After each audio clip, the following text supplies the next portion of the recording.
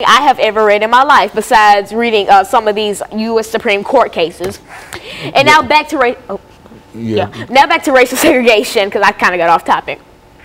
Now, see, as I said in the first segment, that the earliest sign of racial segregation was slavery. Now, if you're not familiar with slavery, slavery was when African Americans were enslaved by Caucasians or people of different races. I'm not going to single white people out, but then they were enslaved by different races and made to work and clean and cook, because that other races thought they were higher up on a financial or on just a regular scale than us African Americans or us people of different races. And so they thought that, hey, we can abuse them or we can batter them and we can just kick them around for our own amusement, because at the time that was something funny.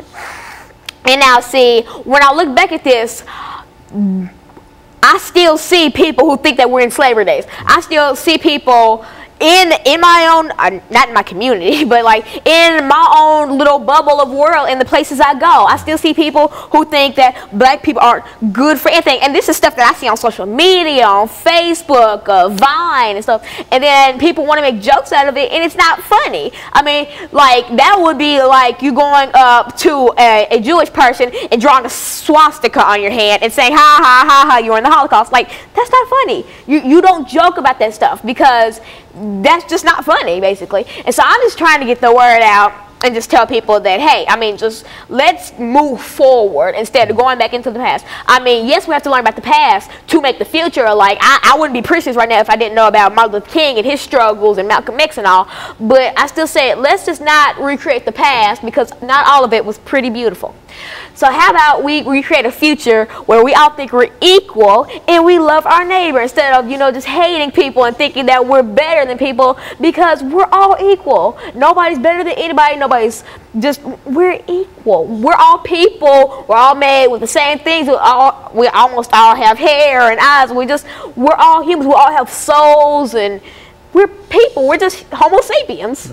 And so, Lana, in a real sense, all of this information that you have in reference to racial separation and segregation, I know has to have some kind of factual basis behind it, and I think you've talked about some of the factual basis of the beginning of racial separation and et cetera and et cetera. And so when we deal with this final segment, I want you to deal with some of the court cases and some of the things that made for racial separation. So in spite of everything that you've said, there was a system that separated people constitutionally, and that's what we want to try to deal with when we come back, because I think that you've got some information that can give some